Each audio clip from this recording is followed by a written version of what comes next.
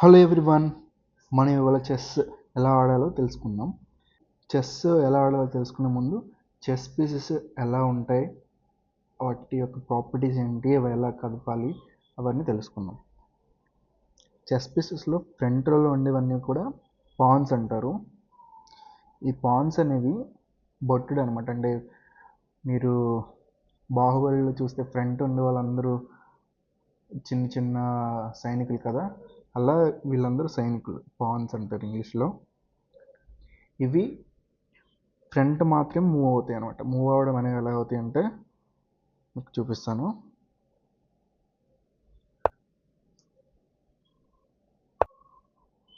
ఇలా ఫ్రంట్కి మాత్రమే వెళ్తాయి.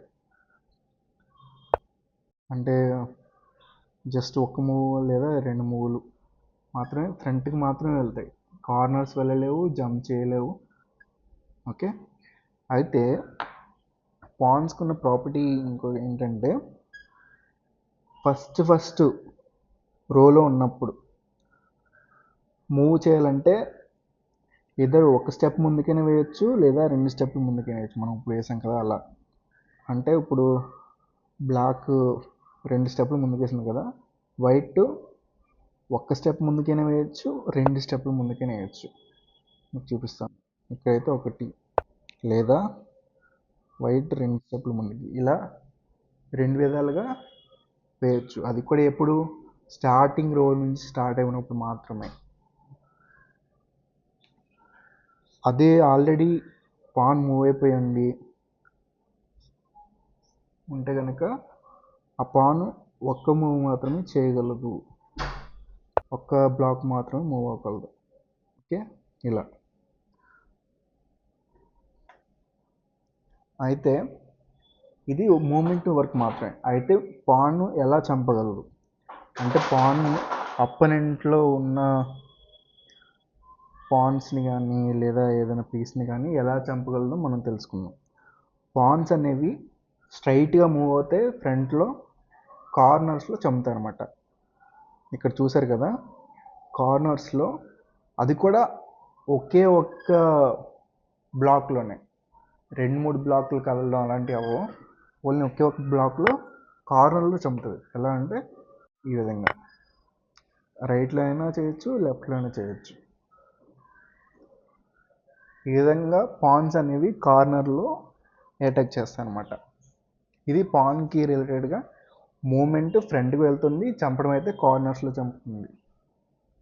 అయితే పాన్కి ఇంకా రెండు ప్రాపర్టీస్ ఉన్నాయి. అవి ఏంటంటే N%, అలాగే ఎండింగ్ వచ్చేసరికి ప్రమోషన్ అనమాట. అంటే ఎండింగ్ రావడం అంటే పాన్ అనేది ఇక్కడ నుంచి స్టార్ట్ అయింది కదా, ఇక్కడ బేస్ లైన్ నుంచి స్టార్ట్ అయ్యి అపోనెంట్ ఎండ్ రోకి వెళ్ళిపోతే కనుక దానికి ప్రమోషన్ అయ్యే ఛాన్స్ ఉందన్నమాట. అది ఎలాగో మీకు చూపిస్తాను అప్పుడు. N% promotion.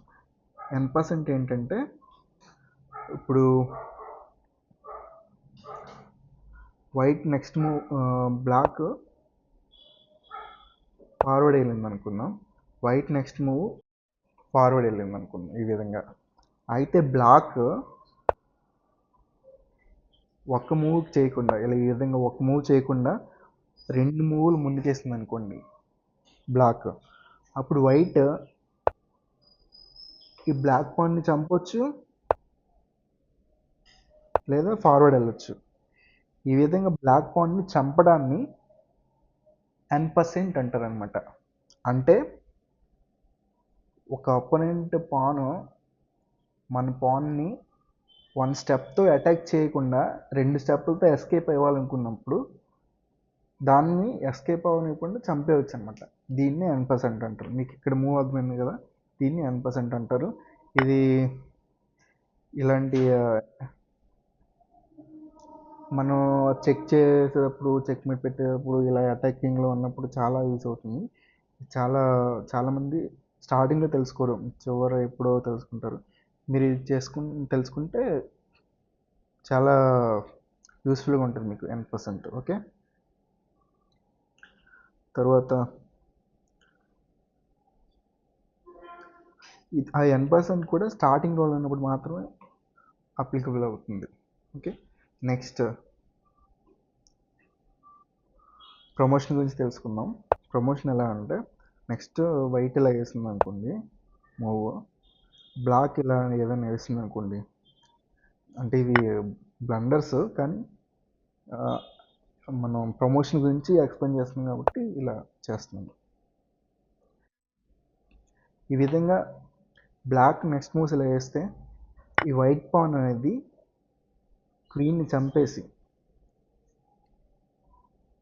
ఎండ్ రోకి వెళ్ళిపోయింది కదా, ఈ ఎండ్ రోకి వెళ్ళిపోయినప్పుడు ఈ వైట్ పాన్ అనేది క్వీన్గా కానీ, నైట్గా కానీ, రూక్గా కానీ, బిషప్గా కానీ ప్రమోట్ అవ్వచ్చు అనమాట.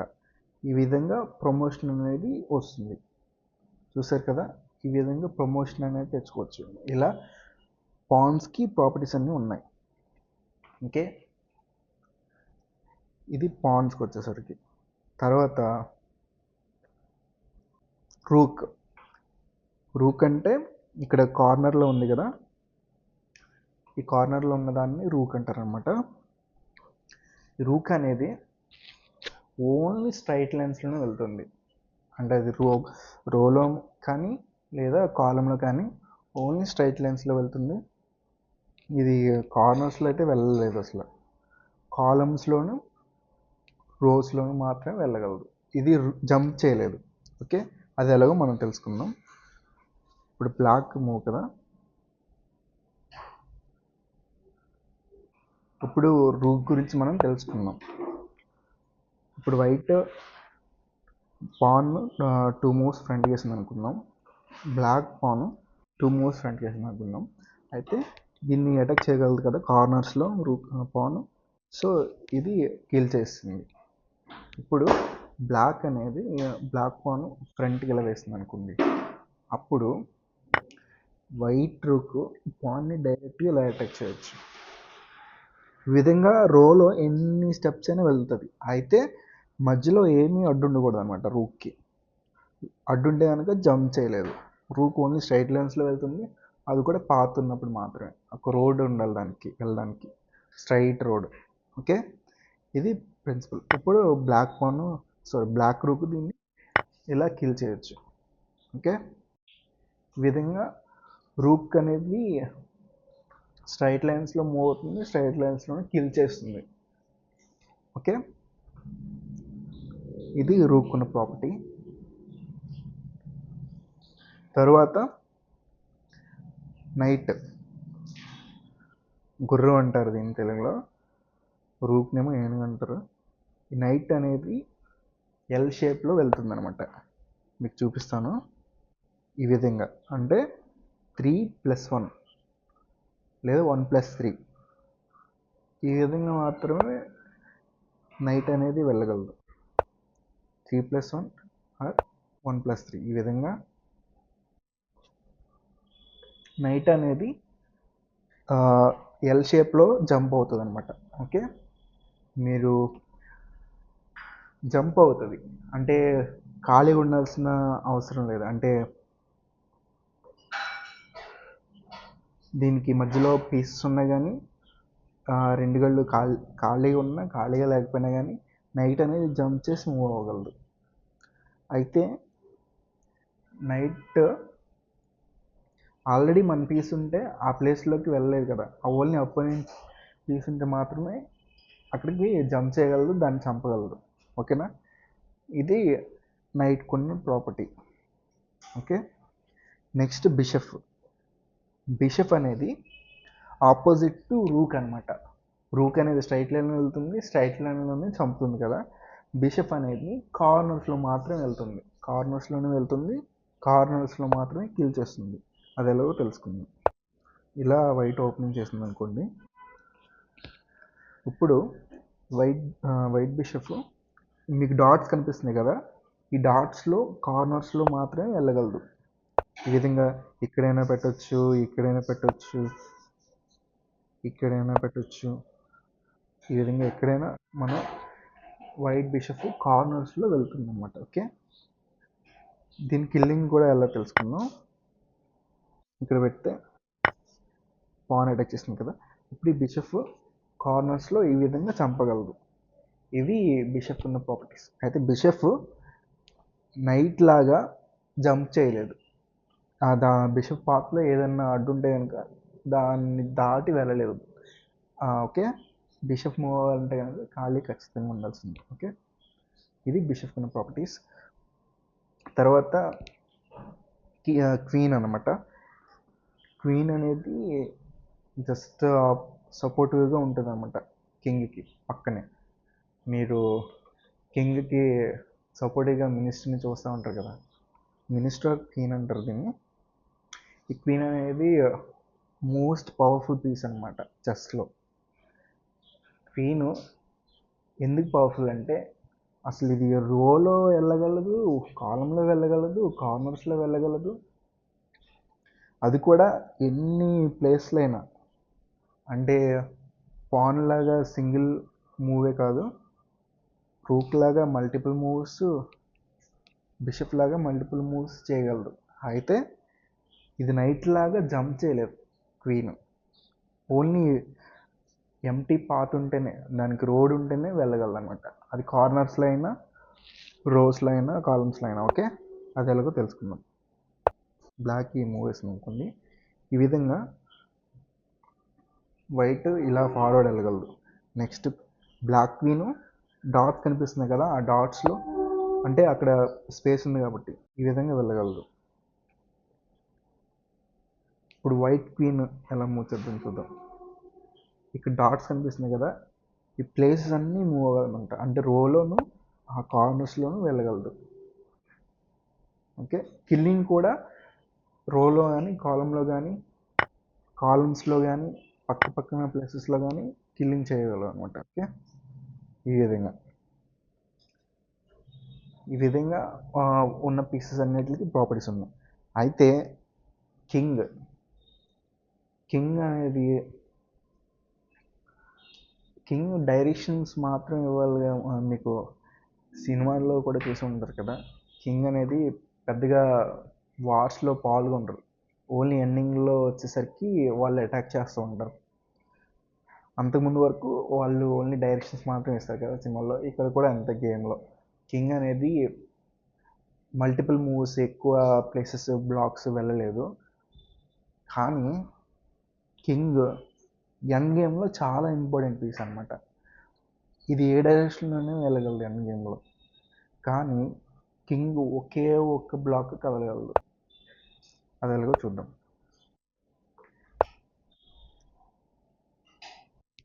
ఈ విధంగా ఒకే ఒక బ్లాక్ వెళ్ళగలదు కింగ్. ఈ డాట్స్ కనిపిస్తున్నాయి కదా, ఈ డాట్స్లో వెళ్తుందన్నమాట. ఈ విధంగా పక్కన ఉన్న ఏ బ్లాక్లకైనా కింగ్ వెళ్ళగలదు.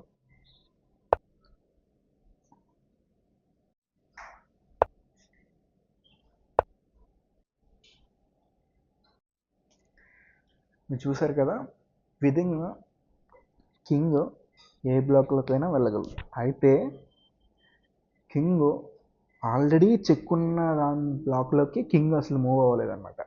అంటే ఎలా అంటే ఇక్కడ బ్లాక్ మూవ్ కదా, నెక్స్ట్ బ్లాక్ ఈ నెక్స్ట్ 3 నెంబర్ ఉన్న రోలోకి ఎంటర్ అవ్వలేదు. ఎందుకంటే అవన్నీ అటాక్ చేయడానికి రెడీగా ఉన్నాయి కాబట్టి. ఈ విధంగా కింగ్ ఆల్రెడీ అటాక్లో ఉన్న బ్లాక్లోకి మూవ్ అవ్వలేదు అనమాట. ఇది కింగ్కి ఉన్న ప్రాపర్టీస్. అలాగే ఇప్పుడు ఏదైనా ఆల్రెడీ ఏదైనా చంపాలనుకోండి, దానికి ఏదైనా ప్రొటెక్షన్ ఉంటే కింగ్ చంపలేదు దాన్ని. అది ఎలా అంటే ఇప్పుడు బ్లాక్ మూవ్ కదా, నెక్స్ట్ బ్లాక్ దీన్ని అటాక్ చేసింది అనుకోండి, నెక్స్ట్ వైట్ దీన్ని అటాక్ చేస్తుంది అనుకో, వైట్ పాన్ కింగ్ని అటాక్ చేస్తుంది అనుకోండి. ఈ కింగ్ ఇంతకు ముందు పాన్ చంపింది కదా, కానీ ఇప్పుడు పాన్ అటాక్ చేస్తుంటే దాన్ని చంపలేదు. ఎందుకంటే ఈ పాన్ అనేది క్వీన్తోనూ బిషప్తోనూ తర్వాత పాన్తోనూ ప్రొటెక్ట్ అయి ఉంది కాబట్టి. ఈ విధంగా కింగ్కి రిస్ట్రిక్షన్ ఉంది. కానీ వేరే పీస్ అయితే మాత్రం వేరేది ప్రొటెక్టివ్ ఉన్నా కానీ దాన్ని చంపగలదు. కానీ కింగ్ మాత్రం వేరే దానికి ప్రొటెక్షన్ లేకపోతేనే చంపగలదు. ఓకేనా? ఇవి చెస్ పీసెస్కి ఉన్న ప్రాపర్టీస్. ఈ విధంగా చెస్ పీసెస్ మూవ్ అవ్వగలవు, కిల్ చేయగలవు, ప్రమోషన్ N% తెలుసుకున్నాం కదా. అయితే చెస్లో ఇంకొక ప్రాపర్టీ ఉంది, అది క్యాస్లింగ్. క్యాస్లింగ్ అనేది ఏంటంటే, ఇప్పుడు మీరు బాహుబలిలో చూస్తుంటారు కదా, త్రిశూలి వ్యూహం ఇవన్నీ చేసి బాహుబలిలో ఏం చేస్తారు, వాళ్ళ రాజ్యానికి మహారాణికి ఒక ప్రొటెక్షన్ లాగా మంచిగా వాళ్ళందరూ ఒక ఫ్రంట్ లాగా ఏర్పడి వాళ్ళ కింగ్డమ్ని సేఫ్గార్డ్ చేస్తారు కదా. అలానే ఇక్కడ ఒక కోట కట్టాలి మనం, దాన్నే క్యాస్లింగ్ అంటారు. క్యాస్ల్ అంటే కోట కదా. ఆ విధంగా క్యాస్లింగ్ చేస్తే కింగ్కి ప్రొటెక్షన్ వస్తుంది అనమాట. క్యాస్లింగ్ ఎలా చేయాలో మనం తెలుసుకుందాం. ర్యాండమ్ మూవ్స్ వేస్తున్నాను స్టార్టింగ్ కాబట్టి.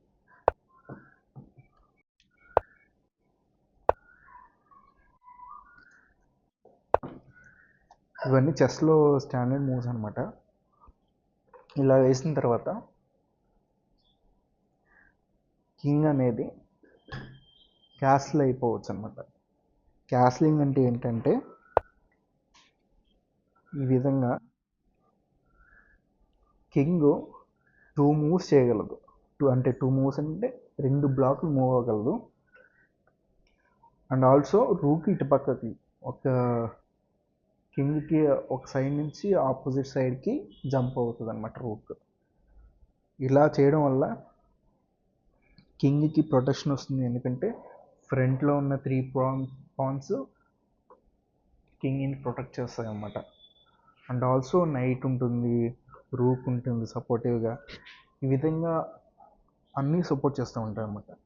అండ్ ఆల్సో క్యాస్లింగ్ చేయడం వల్ల ఏంటంటే, కింగ్ సెంటర్లో ఉండకుండా, సెంటర్లో ఉంటే ఏంటంటే ప్రాబ్లము, పీసెస్ అన్నీ యాక్టివ్ అయ్యాయి అనుకోండి, సెంటర్లో ఉండడం వల్ల పీసెస్ అన్నీ కింగ్ మీద అటాక్ చేయడానికి ట్రై చేస్తూ ఉంటాయి అనమాట. ఇలా ట్రై చేయడం వల్ల మనం వేరేవన్నీ డిఫెన్స్లో పెట్టుకొని అటాక్ చేయలేకపోతూ ఉంటాం.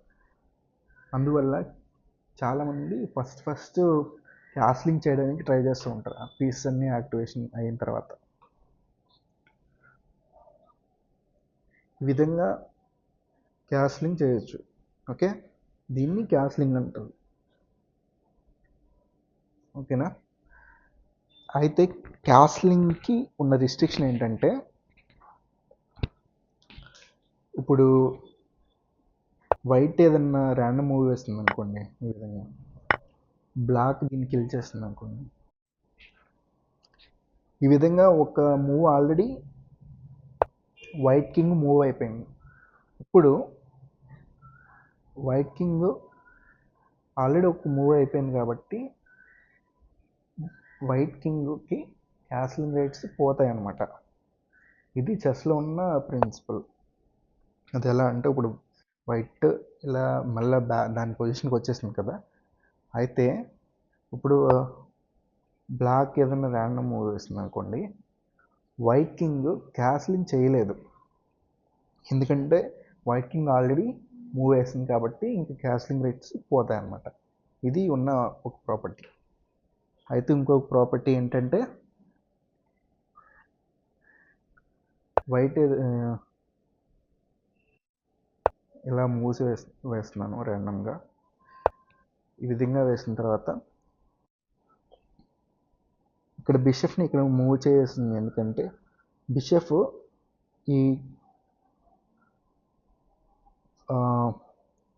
ఈ కార్నర్ మొత్తాన్ని అటాక్ చేస్తుంది కదా. ఈ కార్నర్లో కింగ్ రాకూడదు అనమాట. ఇక్కడ కింగ్కి ఈ కార్నర్లో మూవ్స్ ఏం చూపించట్లేదు కదా మీరు పట్టుకుంటుంటే. సో ఇలా ఉన్న అటాక్లో ఉన్నప్పుడు క్యాస్లింగ్ చేయలేదన్నమాట కింగ్. ఇది క్యాస్లింగ్లో ఉన్న ఇంకొక ప్రాపర్టీ. ఓకే, అయితే క్యాస్లింగ్లో ఉన్న ఇంకో ప్రాపర్టీ ఏంటంటే, ఈ విధంగా ఏదైనా ర్యాండమ్ మూవ్ వేస్తున్నాను,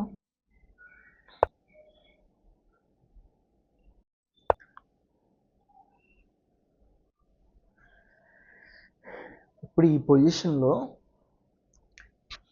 బ్లాక్ కింగ్కి 2 ఛాన్సెస్ ఉన్నాయి. అవి ఏంటంటే king side castling, queen side castling. King side castling అంటే కింగ్కి, అంటే కింగ్ క్వీన్ స్టార్టింగ్ పొజిషన్ మీకు గుర్తుంది కదా, స్టార్టింగ్ పొజిషన్లో కింగ్ క్వీన్ పక్కనే ఉన్నాయి.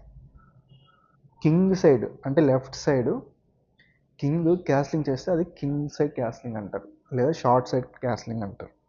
అదే రైట్ అంటే కింగ్కి రైట్ సైడ్ క్వీన్ ఉంటుంది కదా, అంటే బ్లాక్ కింగ్కి అలా వైట్ కింగ్కి లెఫ్ట్లో ఉంటుంది.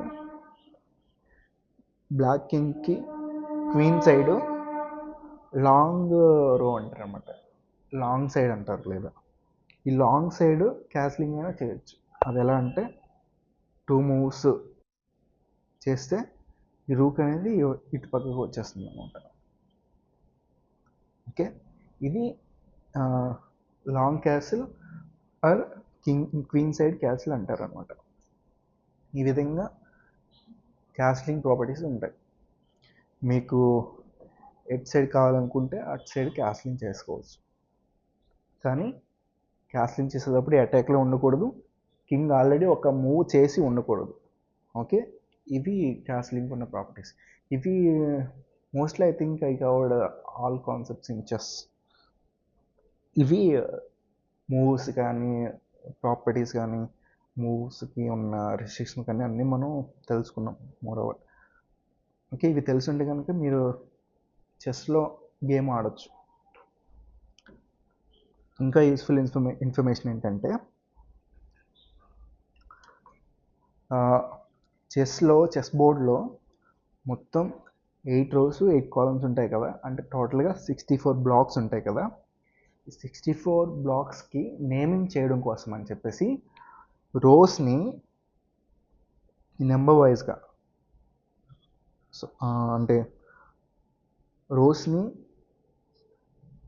నంబర్ ఆఫ్ రోస్ ఎన్ని ఉన్నాయో వాటిని నెంబర్స్గా పిలుచుకుని, నెంబర్ ఆఫ్ కాలమ్స్ ఎన్ని ఉన్నాయో వాటిని ABCDEFGH ఈ విధంగా ఆల్ఫాబెట్స్లో, okay, number wise alphabet wise పిలుచుకుంటారు అనమాట. ఈ విధంగా పిలుచుకోవడం వల్ల ఏంటంటే ఏదైనా పీసు ఏ బ్లాక్లో ఉందనేది మనం చెప్పొచ్చు. అది ఎలా అంటే వైట్ లెఫ్ట్ సైడ్ రూక్ ఎక్కడ ఉందంటే ఏమని చెప్తారు, ఇది ఫస్ట్ మీకు నెంబర్స్ కనిపిస్తున్నాయి కదా, చిన్నగా ఉంటాయి.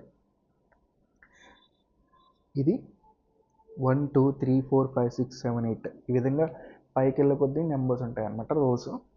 ఇంకా కాలమ్స్ అయితే ABCDEFGH ఈ విధంగా రైట్ సైడ్కి వెళ్ళే కొద్దీ పెరుగుకుంటూ అలా వెళ్తుంటాయి. అయితే ఈ లెఫ్ట్ బాటమ్ కార్నర్లో ఉన్న బ్లాక్ని A1 అని పిలుస్తారు, అంటే ఫస్ట్ రోలో ఫస్ట్ కాలం బ్లాక్ అనమాట. ఇక్కడ రూక్ ఉంది అని చెప్తాము. నెక్స్ట్ వైట్ క్వీన్ ఏ బ్లాక్లో ఉంది చెప్పండి, E2లో ఉంది, అంటే ఈ కాలము సెకండ్ రో, E2లో వైట్ క్వీన్ ఉంది. బ్లాక్ క్వీన్ ఏ బ్లాక్లో ఉంది, బ్లాక్ క్వీన్ F6లో ఉందన్నమాట. బ్లాక్ కింగ్ ఏ బ్లాక్లో ఉంది, బ్లాక్ కింగ్ C8లో ఉంది. ఈ విధంగా అది ఏ రోలో ఉంది, ఏ కాలంలో ఉంది అనేది మనం ఇలా alpha numeric number block naming system ద్వారా మనం చెప్పగలం. ఇది అంటే అనాలిసిస్లో లేదా ఎవరైనా చెప్తున్నప్పుడు మనం ఈ విధంగా గుర్తుపెట్టుకున్నట్లయితే కనుక మనం ఫాస్ట్గా అర్థం చేసుకోగలం. ఓకే, ఇవి చెస్ ప్రిన్సిపల్స్ అన్నమాట. మనం తర్వాత వీడియోస్లో మనం చెస్ ఓపెనింగ్స్ ఎలా చేయాలి, ఇంకా స్ట్రాటజీస్ ఏంటి, ఇవన్నీ తెలుసుకుందాం.